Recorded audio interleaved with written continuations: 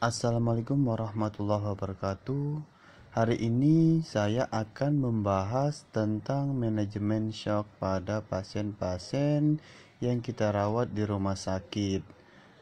Untuk itu, mari teman-teman kita simak penjelasan tentang shock pada slide berikutnya.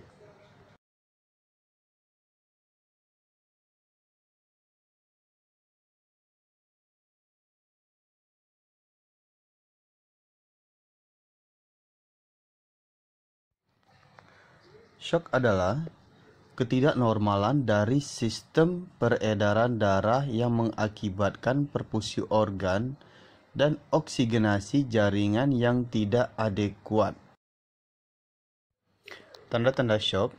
Shock awal, pasien tampak gelisah, nadi cepat, pernapasan cepat 30 kali per menit atau lebih, tekanan darah turun, sistoliknya kurang dari 90 mm Hg, paru-paru bersih, hematokritnya 26% atau lebih, Hb 8 atau lebih, produksi urin 30 cc per jam atau lebih. Shock lanjut, kesadaran pasien menurun sampai tidak sadar, nadi sangat cepat, pernapasan cepat dan dangkal pucat, tekanan darah sangat rendah, hematokrit kurang dari 26%, Hb kurang dari 8 gram, produksi urin kurang dari 30 cc per jam. Etiologi shock. Shock pada penderita trauma dapat diklasifikasikan menjadi: yang pertama, shock akibat pendarahan; yang kedua, shock bukan akibat pendarahan, yaitu shock kardiogenik, tension pneumotorak, shock neurologik, dan shock septik.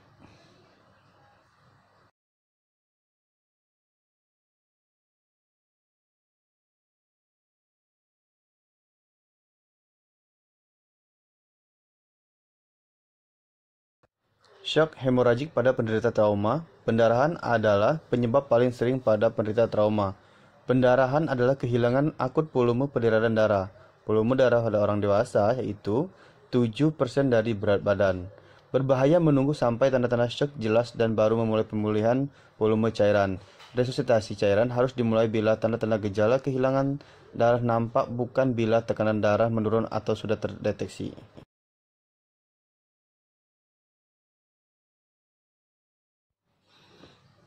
Klasifikasi perdarahan. Perdarahan kelas 1, kehilangan volume darah sampai 15%, gejala klinis minimal, takikardi minimal, tidak ada perubahan berarti dari tekanan darah, tekanan nadi, atau pernapasan.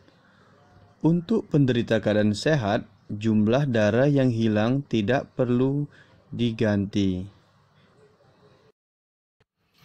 Perdarahan kelas 2, kehilangan volume darah 15-30%, gejala klinis, takikardi, takipnu, penurunan tekanan nadi, cemas, gelisah, output urin 20-30 ml per jam, resusitasi cairan kristaloid diperlukan. Perdarahan kelas 3, kehilangan volume darah 30-40%, gejala klinis, takikardi, takipnu, perubahan status mental, penurunan tekanan darah sistolik, penderita hampir selalu memerlukan transfusi darah.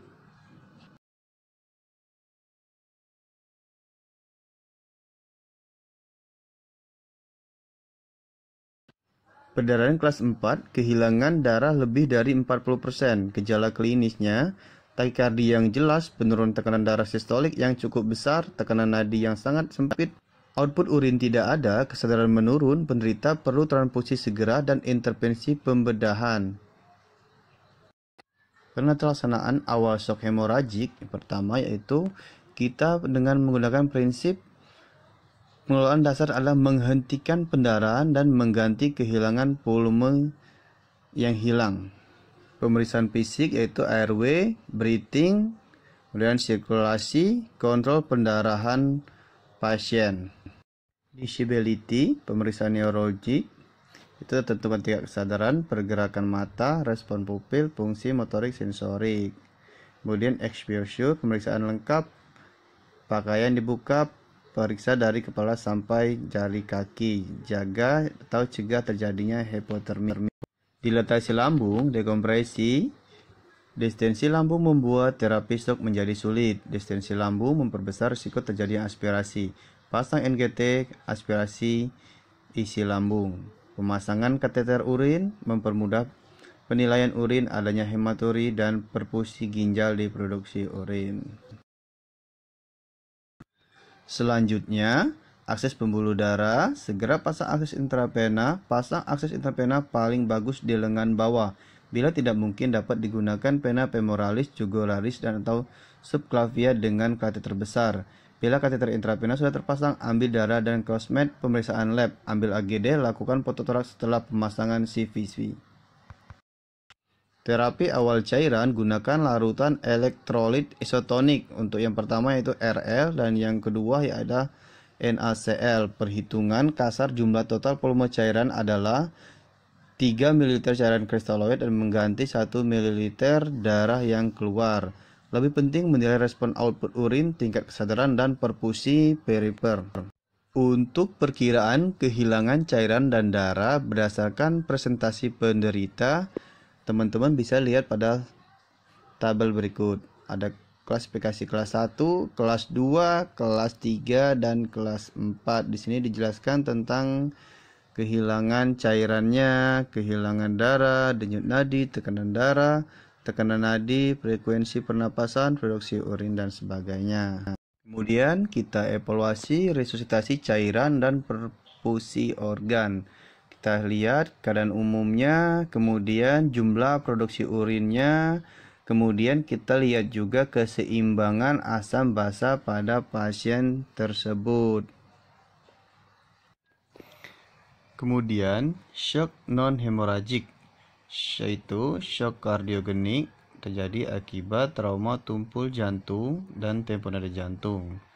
Tension pneumotorak terjadi bila ada udara masuk ke rongga pleura sehingga tekanan pleura meningkat, akibatnya paru-paru kolaps total. Pergeseran mediastinum menurunkan arus balik ke jantung, kardiak output menurun. Shock neurogenik, cedera intrakranial tidak menyebabkan shock. Cedera pada syaraf tulang belakang bisa menyebabkan shock, seperti terjadinya hipotensi, yaitu hilangnya tonus simpatis kapiler tanpa takikardi dan vasokonstriksi kulit. Lakukan penelasanan seperti hipovolemi. Shock septik, yaitu karena timbulnya infeksi, terjadinya takikardi, kulit berwarna merah dan hangat.